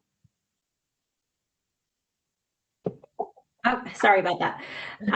So I was reading in the newspaper yesterday about a lawsuit that a woman filed against her former employer in California. She was fired in June, and essentially her supervisor had several complaints that there was noise in the background of children. Several meetings, young children, came onto her lap, and obviously it's an allegation. I don't know the circumstances, but in reading that, I was struck by the necessity for public-private community partnership to respond to times of crisis. And I first learned about this model of urban innovation from Christian Ione and Elena De Nicolas, who wrote about this in the book that I talked about earlier. And I think that, it's a partnership at an individual level. The men that are especially supporting women and are understanding of these issues that we are all facing as a community, that we are all trying to work through together. But I also think, aside from the individual and community level, it's a public-private partnership. So coming together with governmental agencies and employers and companies to form plans for what we do in the time of a crisis, who are going to be the designated childcare providers for essential workers. How are we going to map out a plan for people to get their work done when they have to get their work done remotely as well. What is the protocol and understanding, and how do we enforce it so that people have safety in their employment and in their homes as well. So those are some ideas I have to take gender into account in times of crisis. Thank you very much. Thanks. So we have a question for Robert. To what extent are local municipal authorities you are familiar with using SDG 11 in policy making regarding housing? And there's one from Gita to Robert and Marius. I'm struck by the issue of freedom of movement and the intersection between the right to safe housing, fair pay, and domestic violence. And how can this effectively assist with housing safety for these victims, given that in this pandemic, movement is so challenging indeed? So Robert first, and then Robert and Marius, if you want to respond to this, please take the floor. Sure. Thanks. Not simple questions, most of these, but on the local authorities one and SDG 11, I think the answer is basically yes, there is evidence and there is some momentum around this. Mostly the voluntary local review process. I think New York is a big champion of that as well. It's being discussed at the high-level political forum on the SDGs this week. So there's quite a lot of activity around that, and I think it is because the voluntary local reviews, as in any kind of monitoring exercise, they tend to trigger policy behaviour and drag it behind them. It does increase the responsiveness to SDG 11. On the freedom of movement and domestic violence question, this is definitely a concern. I mean, I've seen conflicting reports around the volume of domestic violence, but certainly in the cases that are occurring, lockdown and everything else exacerbates the circumstances. It's not an area of my expertise, but it's clearly right up front a multi-layered issue. You start with the basic question of protections. So some elements of exemptions on quarantine and lockdown restrictions. You need more emphasis on local provision of protected shelters and these kinds of things.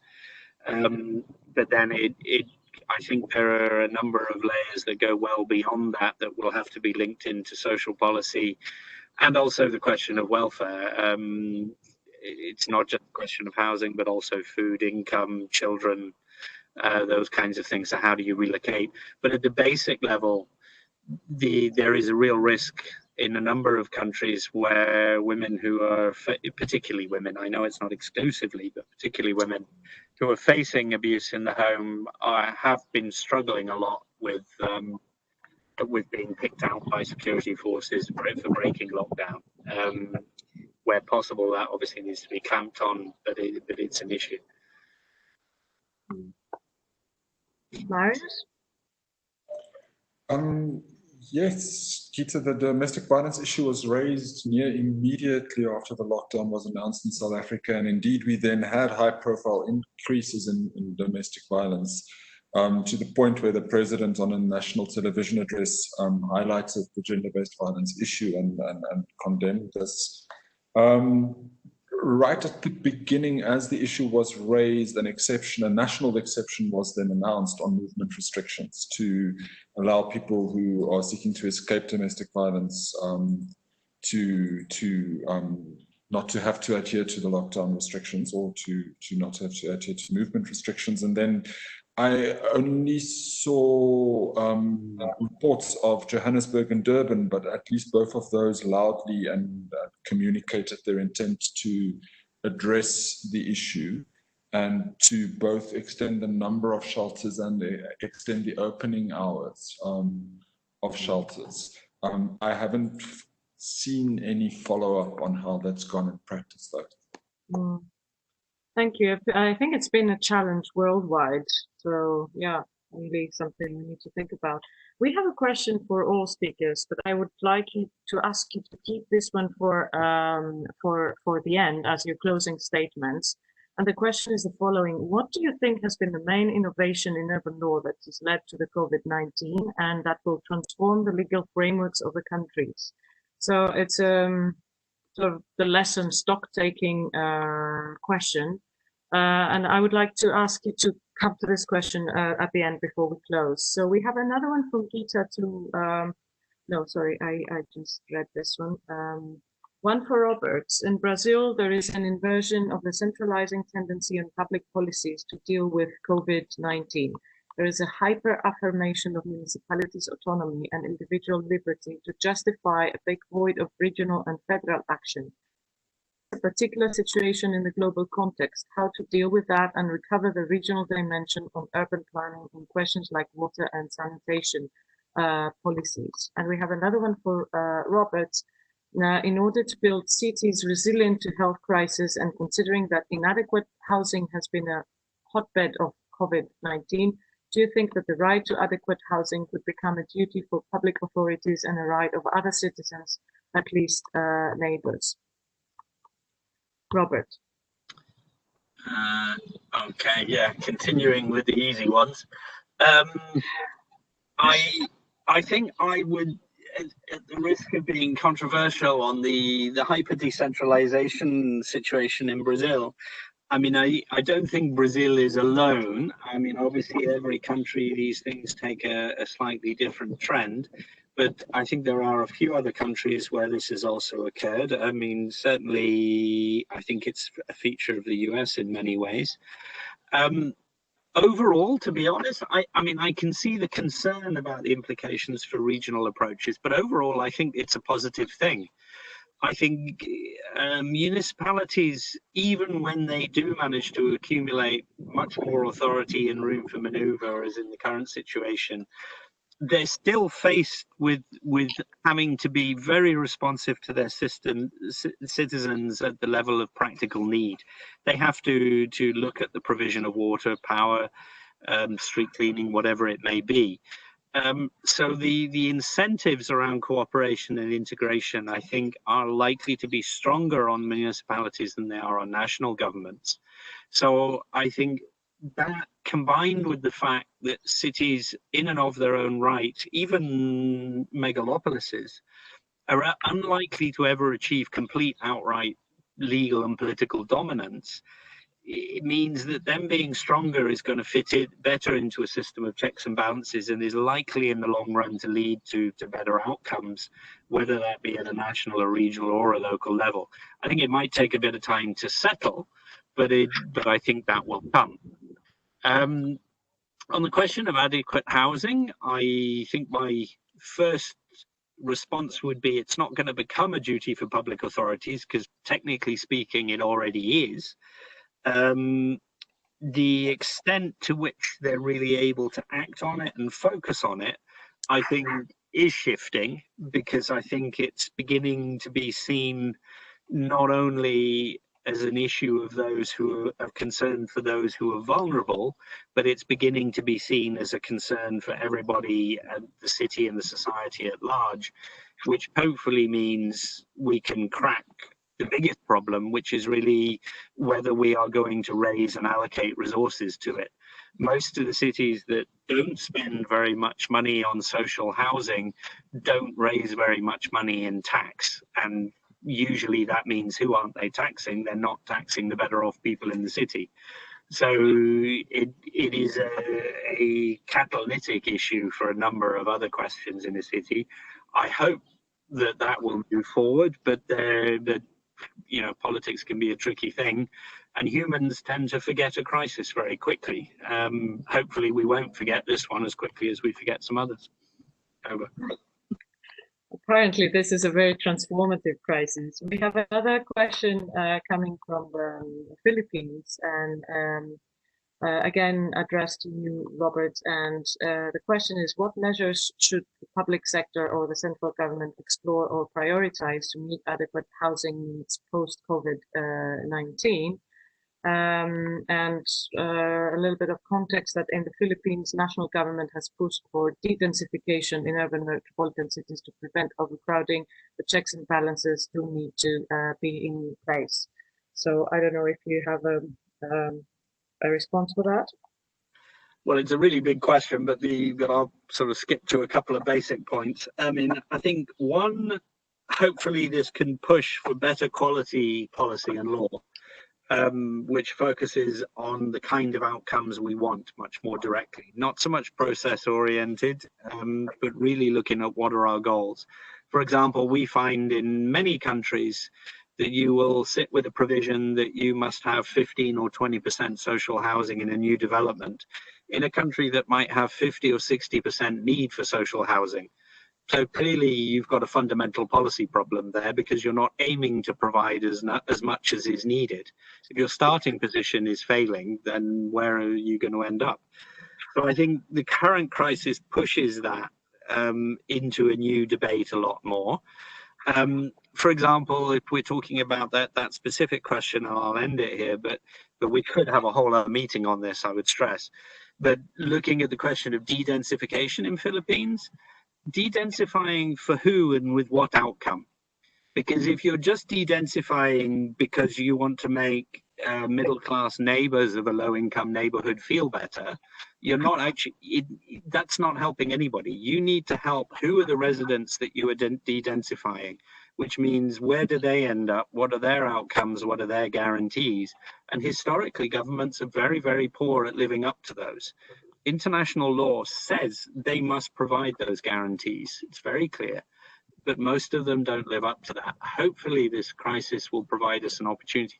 We've shown, well, I'll leave the other comment actually for your last closing one, Yutin. So I'll leave it there. Oh.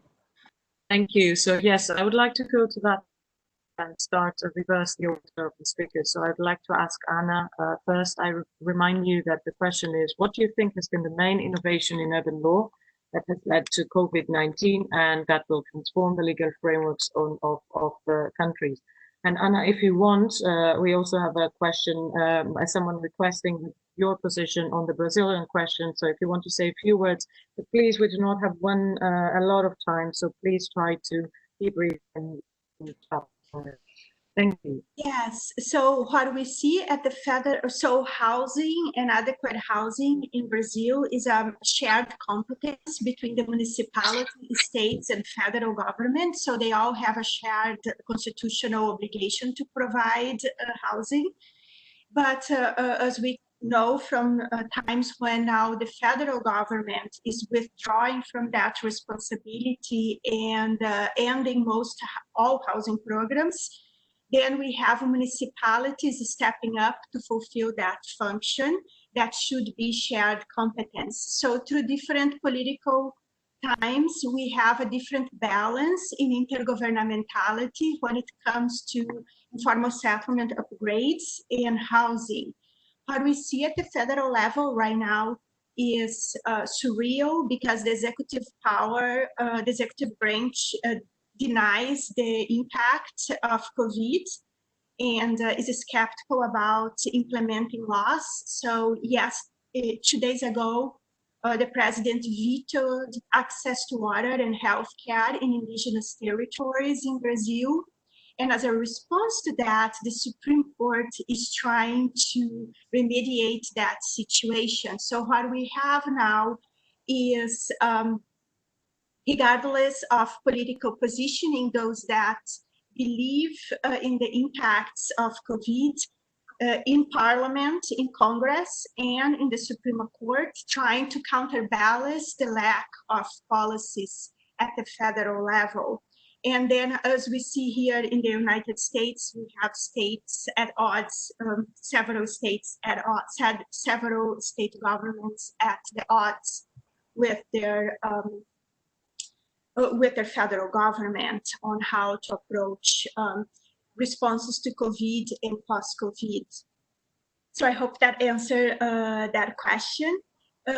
In terms of how do I see urban law from now on, I think that what this crisis showed, even at the municipal level in São Paulo, is that over time there is a decrease in the capacity of even municipal governments to reach its population. So whatever the policy is in access to water or access to emergency food and protective equipment,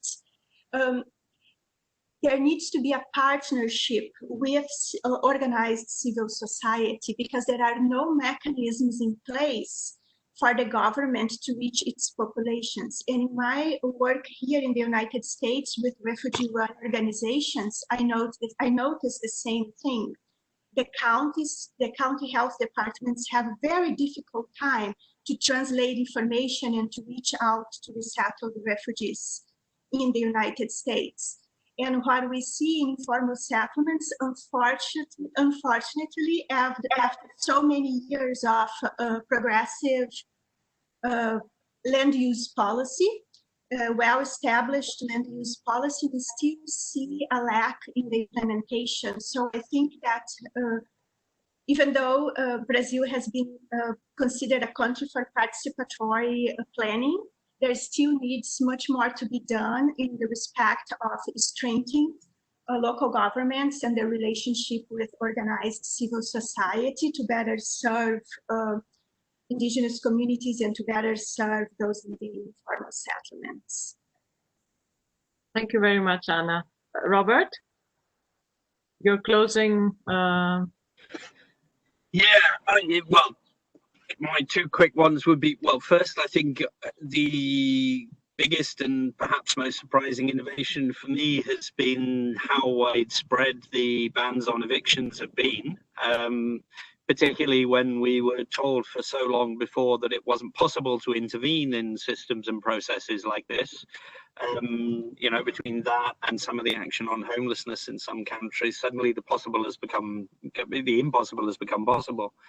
I don't feel, however, that that's likely to have the longest term impact. What I'm hoping for long-term impact will be shifting the public and the political perception of the right to adequate housing to really what was always intended, which is a more socially oriented right rather than a more property and market-based right.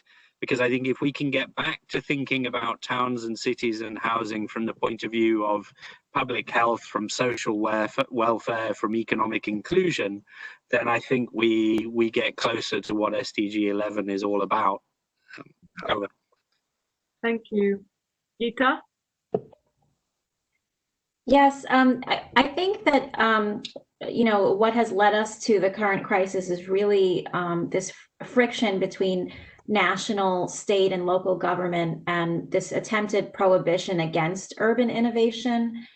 And I see in the next 5 to 10 years that, you know, with the struggle, local authorities and local governance will work towards new ways to help city residents. I was really struck by a Texas governor who said in supporting the economy and this friction between staying home and wearing masks or opening the economy and letting people out, that he as a grandfather is willing to die to save the economy for his grandchildren, meaning that let's open all of the businesses. And I think that cities are going to take the step forward to be more practical in the long term about responsible approaches to care for residents, young and elderly, in different populations. So. Thank you, Gita. Marius? Thanks, Maria. I think the most positive feature that we've seen and the most innovative has been the innovative use of participatory platforms and structures in South Africa. Whereas I think the greatest need that we've seen is the need for better functional channels and platforms for intergovernmental relations and cooperative government. The crisis has generally highlighted the elements that haven't been working in the legal system and has lent them a level of political urgency that I think is certainly useful. And we are seeing energy towards looking at, for example, what the legal hurdles have always been in the way of better implementation of upgrading of informal settlement programs. And there's actually now some political will to address them. And so that is the moment that we need to seize. Thank you. Thank you very much. Very, very interesting. I find this stock taking extremely enriching.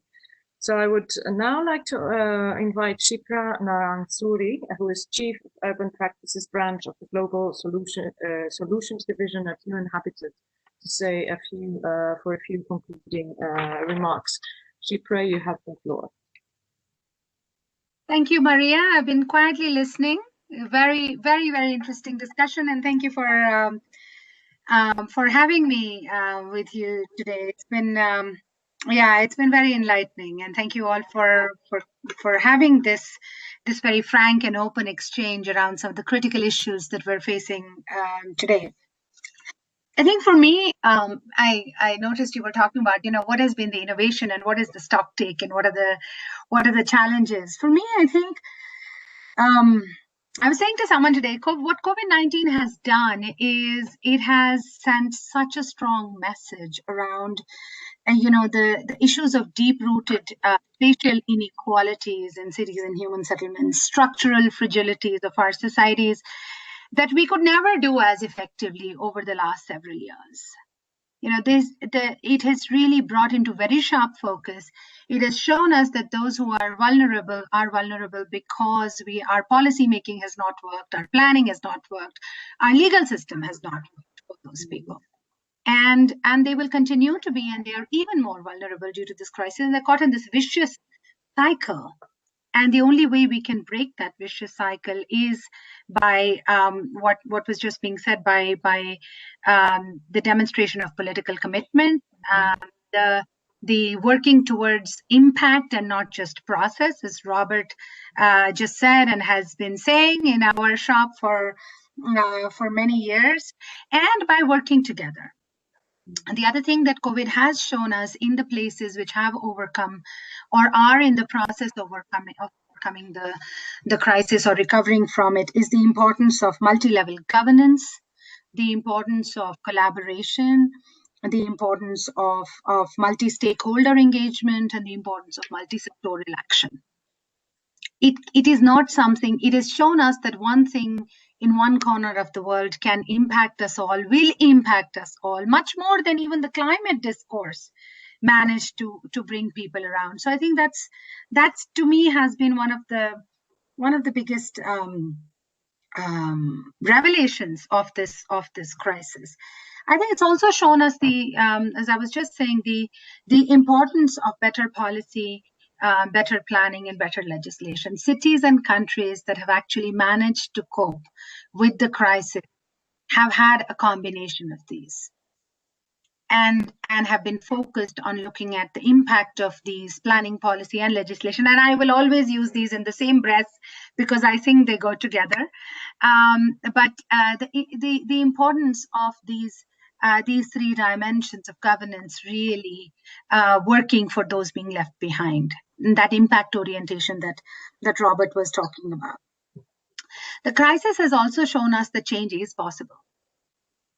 That all the things that we talked about, that if there is political will and if there is partnership and if there is commitment and if there is just an understanding that all of this impact, what happens in the slums of Mumbai doesn't stay within the slums of Mumbai. It impacts the whole city of Mumbai, and similarly Nairobi, and similarly Sao Paulo, and similarly everywhere else. So I think, again, as was being said, the impossible has suddenly come into the realm of the possible. So these are all good things. However, I think we have to guard against the possible backsliding of progress made, whether on SDGs or on the Paris Agreement or on human rights. There are some very dangerous discourses out there, and I think we have to be very cautious about those. I was hearing some of the discussions around densification and de-densification. There is a very dangerous pushback against density, which says, everybody should be living in those sort of sprawling single family homes somewhere because density is not good for you and leads to spread of pandemics. No, actually, it's about overcrowding. It's about adequate housing. It's about not having basic services. Similarly, the pushback against public transport, the pushback against public space, and most importantly, the pushback against our human rights. That everything goes, that we have to control the pandemic so we can trample upon rights, we can trample upon basic rights of people because we have to control this crisis. I think we have to really, as a community, we have to really jealously, strongly guard against those. And I would really urge particularly this group and this community on, around urban law to be very, very mindful and very conscious and very careful about what is going on around us. For me, collaboration, partnerships for us at UN Habitat, but for me also for many years, partnerships have really been a critical cornerstone of the implementation of the SDGs and the New Urban Agenda, because none of us can do it alone. And I think that remains also very, very valid in the post-COVID recovery phase. And I think that's really my hope for the future. It is also, COVID has also brought a lot of engagement, a lot of innovation, a lot of peer-to-peer learning around a whole range of issues together. These virtual platforms have in some ways, I have mixed feelings about them. They depersonalize the interaction a little bit, but they also allow us to reach hundreds of people in all different parts of the world in a way that we would have never reached in an urban law day celebration, in one city or in one university in the past. So I think we need to capitalize on these opportunities, and that's and keep this going, keep this new way of working while still looking at innovation all the time. We are very, very privileged as UN Habitat to have the Institute of Advanced Legal Studies, the Fordham Law Center, University of Wits, and all of you others as our partners. We recognize that many of you in academia are uniquely placed to facilitate these discussions and the discussion and to influence the discourse around urbanization. And I hope you will use your positions and your opportunities and your groups and your networks to do so. I hope that you will use these networks to promote the realization of the SDGs and to promote multi-stakeholder engagement and to bring everybody on board, because this is really only 10 years left to implement the SDGs. It's only 10 years. The SG calls it the decade of action. Really, it has to be the decade of accelerated, frantic action if we are to get anywhere in achieving these. So we will continue to nurture this partnership with you. Particularly a big thanks to you, Maria, and to Professor Costa Stefano for making this session a success, but more importantly for your long-standing partnership with us at UN Habitat, and to everyone who participated in the session today. Despite all these difficult times that we're living in, each one of us is on these sessions maybe 28 hours a day. In addition to everything else that we manage. But thank you for your commitment. Thank you for your resilience. Thank you for your engagement with us. And I really treat this as a moment of optimism and a moment of looking forward to everything that we can do together. Of course, my team would kill me if I did not acknowledge their efforts. So thank you, Remy and Anne and Robert, for the great work that you're doing. And together we can overcome a lot, and I think we can do this too. So thank you again. Thank you very much, Shipra, for your words, but also for joining us. And I'm happy that this time it was possible virtually.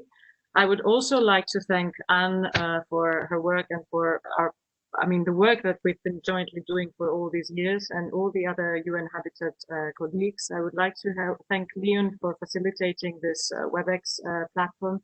I would like to thank Dali from our side for helping out with all of these, with the organizational side of things. And I would like to thank all of our speakers for their contributions, very, very valuable and very, very much to the point. And we were really honored and very, very happy to have you here. I don't know if Kostas wants to say a final word from our side. We're just 11 minutes over time, which is a world record for me. So yeah, but very quickly, of course, my usual thanks to all of you who've made this possible. I just want to point out that in an urban law conference, we have 47 people at the end. So this is, if you like, the beauty of doing things online. Maybe in the future we should have a combination of the two, have it in London, but at the same time have simultaneous transmission. Yeah. This might also be a good idea. So thank you very much. Thank you to all of you. I will probably use the wonderful things you said on the 10th of September when we have our big COVID-19 and emergency law conference. So if you want to participate, by all means. By then, I hope we will have the full Zoom license, apparently, where we can have up to 500 people. Anyway, thank you very much. Congratulations to Habitat. Congratulations to us too. Maria, Awesome. Thank you very much. Wonderful. And I'm delighted to see that we have 50 people at the end. Brilliant. Thank you very much. Okay. Bye-bye. Have a nice weekend, everyone. Bye. And hope to see you before next year's Urban Law Day. Look